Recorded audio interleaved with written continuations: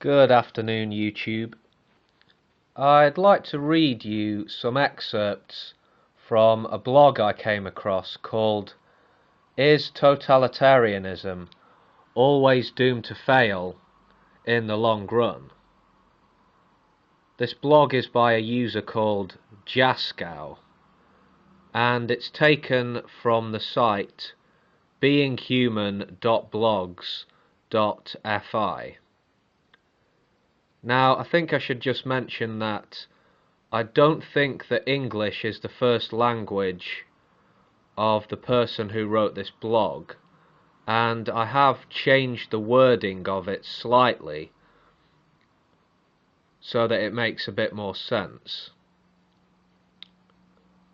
Anyway, quote, "The crucial difference between believer and the fanatic is the ability to accept the existence of other possible views of the issues currently at hand. A fanatic is created at the very moment when a person starts to think that his or her ideas on any issue are the only possible ones. I think that one can have even deep faith, for example, in equality, social justice and democracy, without being a fanatic. However, the moment when one claims that the true merits of these ideas cannot be discussed at all, one is inevitably a fanatic. Personally, I see that the Hegelian basic view on the development of civilization does give some very meaningful insights into the mechanisms with which human societies do evolve. I think that throughout the last 3 or 4 millennia, all of the meaningful and lasting ideas have evolved through some kind of Hegelian mechanism of thesis, antithesis, and synthesis. An idea is forwarded, and it is successful. Its very success does indeed create an inevitable backlash. The big thing to remember is that these conflicts do create improvements in human societies.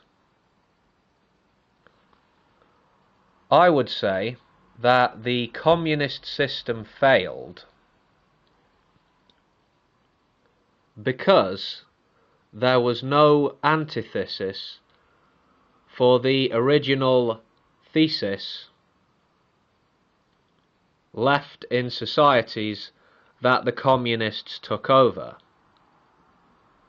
Fanatical devotion to a single idea took over those societies.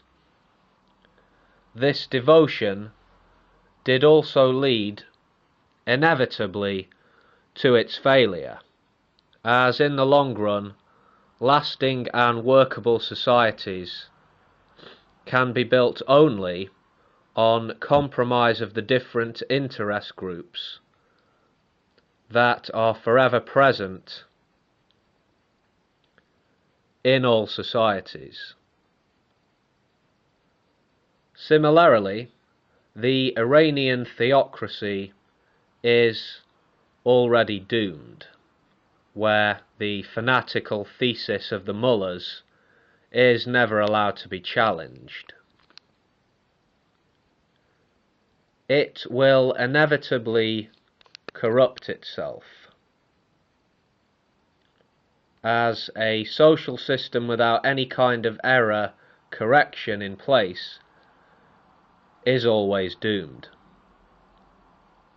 The Hegelian thesis, antithesis, synthesis system is really the ultimate society-wide system of inbuilt error correction, but it can only work in situations and societies where there is enough freedom to present the antithesis for the current ruling thesis.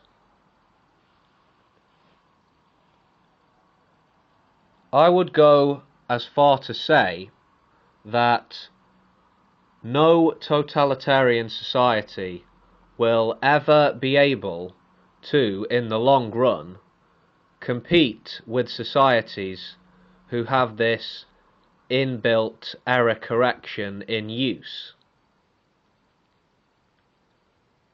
However, even the most totalitarian ideas can be tools of change if they can present the needed antithesis for the current ruling thesis. The core problem is totalitarian ideas do usually prevent the creation of needed synthesis if they acquire full power in a society. The mechanism for error correction is lost, which is needed to create lasting results. Summa summarum. Small doses of extremist radical thinking can be necessary for bringing forward new ideas in societies. However, extremists should never be allowed to acquire any position of real power, as they will inevitably shut down the machinery that really keeps our societies evolving. End quote. Take care, folks. Peace.